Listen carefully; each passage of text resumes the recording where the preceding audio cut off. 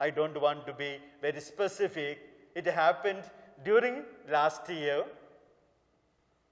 I knew a particular person has coronavirus positive. I knew that I have to be careful to go and anoint that person. Since I knew that person so well, I was so overwhelmed by sorrow. I was so sad. I walk into that room, a dark room. A person is lying there. It is, I don't know how, I don't think I can ever truly describe the scene. When that person saw me, I know that particular person so well. I see tears welling in her eyes. It was so sad. I cannot touch her. Can you imagine that? I am going as a Catholic priest to anoint a person. I cannot touch. It was not an easy situation. When I came out, I had to cry a little before I came out of that building.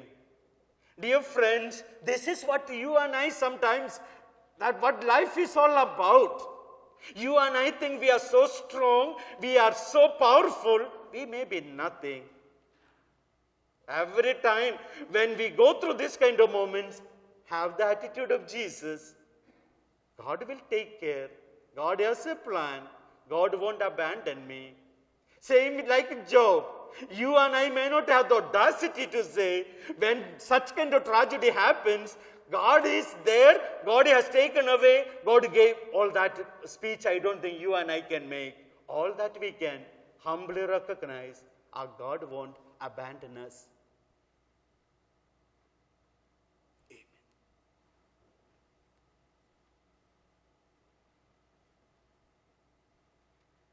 We shall now have the universal prayer.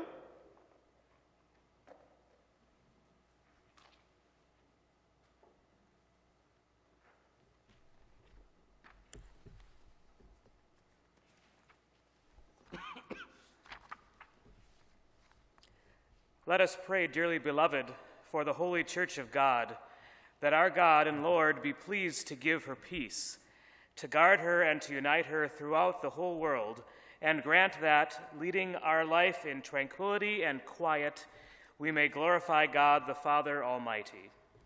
You may either rise or kneel down.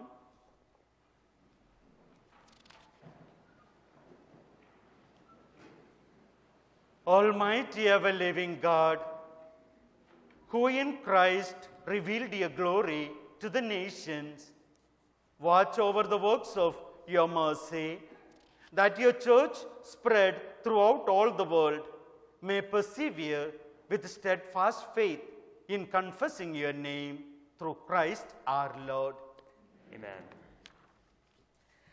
Let us pray also for our most holy Father, Pope Francis, that our God and Lord, who chose him for the order of bishops, may keep him safe and unharmed for the Lord's holy church, to govern the holy people of God.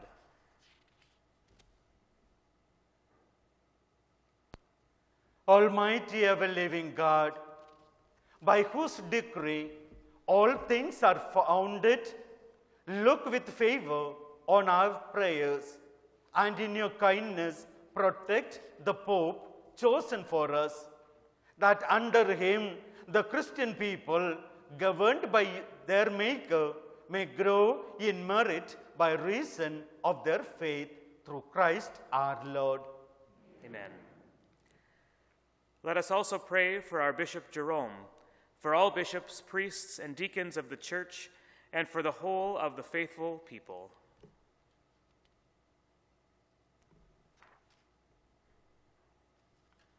Almighty ever-living God, by whose Spirit the whole body of the Church is sanctified and governed, hear our humble prayer for your ministers, that by the gift of your grace all may serve you faithfully through Christ our Lord. Amen.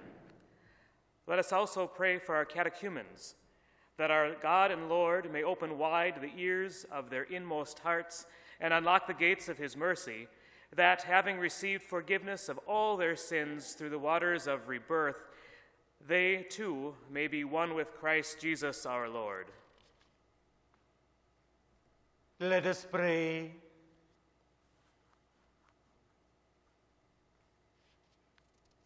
Almighty ever-living God, who make your church ever fruitful with new offspring, increase the faith and understanding of our catechumens, that born in the font of baptism, they may be added to the number of your adopted children through Christ our Lord.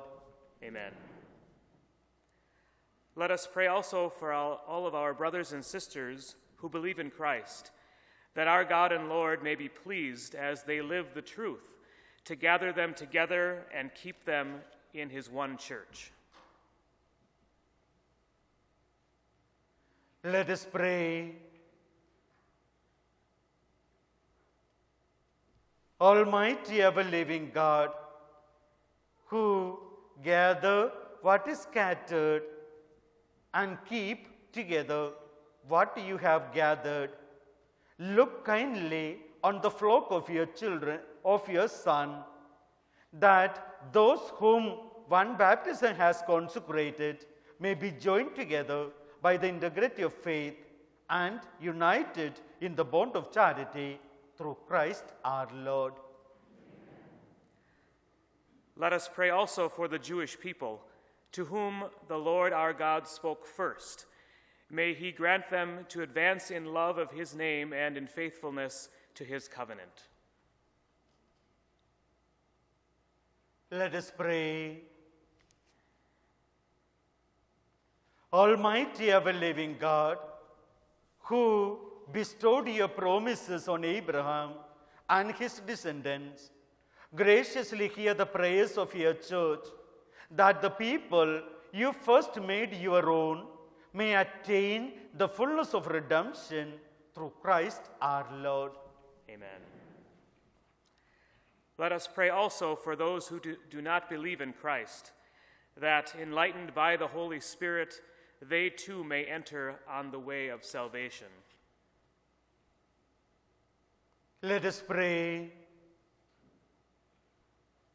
Almighty ever-living God, grant to those who do not confess Christ, that by walking before you with a sincere heart, they may find the truth, and that we ourselves, being constant in mutual love and striving to understand more fully the mystery of your life, may be made more perfect witnesses to your love in the world through Christ our Lord.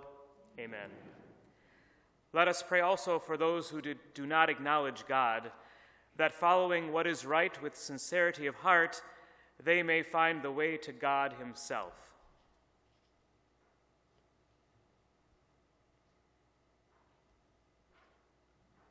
Let us pray.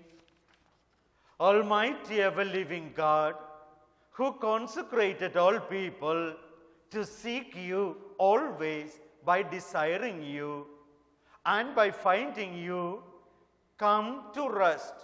Grant, we pray, that despite every harmful obstacle, all may recognize the signs of your fatherly love and the witness of the good works done by those who believe in you, and so in gladness confess you, the one true God and Father of all human race, through Christ our Lord. Amen. Let us pray also for those in public office, that our God and Lord may direct their minds and hearts according to his will for the true peace and freedom of all. Let us pray.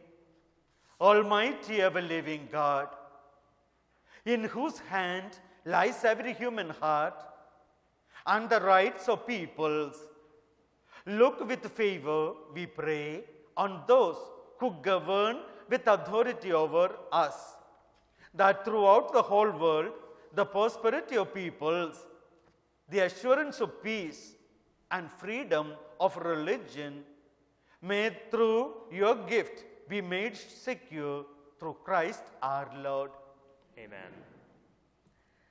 Let us pray, dearly beloved, to God the Father Almighty, that he may cleanse the world of all errors, banish disease, drive out hunger, unlock prisons, loosen fetters, grant to travelers safety, to pilgrims return, health to the sick, and salvation to the dying. Let us pray. Almighty ever-living God, comfort of mourners, strength of all who toil, may the prayers of those who cry out in any tribulation come before you, that all may rejoice, because in their hour of need your mercy was at hand through Christ our Lord. Amen. Let us pray for all who are impacted by the coronavirus pandemic, for the sick and all who have died, for the safety of healthcare workers and those who care for the ailing, for the consolation of those who cannot leave their homes, and for the encouragement of all who feel anxiety and fear during this crisis. Almighty ever-living God, who in Christ revealed your healing power on earth, watch over all who are suffering as a result of this global pandemic. Guide the decisions of all government leaders and keep safe those who care for the sick. Grant us all the grace to persevere in hope as we share in the cross of Jesus, your Son, that we may come to know the fullness of peace that flows from his resurrection, and may we all soon be joined together again around your altar to offer you worship and praise through Christ our Lord. Amen. Please be seated. We come to the second part of today's liturgy, the veneration of the cross. Now I would like to invite Dewey Glancy to come forward.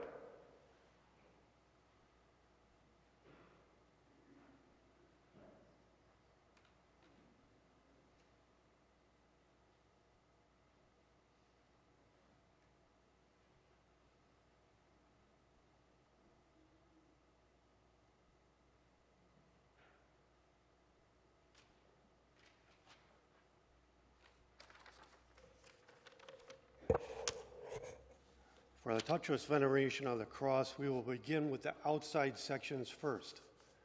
Ushers will direct you out of your pew, approach the cross, bow or genuflect in front of the cross. We're going to ask you to please place your offertory gift in the basket at the foot of the cross and return to your seat via the center aisle. We will then ask the next inside sections to approach the cross. And again, exit via the center aisle. The center sections can approach the cross in the same fashion as they do for Holy Communion. Remember to social distance, and the ushers will help you with that. Remember, the ushers will not be taking up the collection as we normally do, so please place your offering at the basket near the cross. Thank you.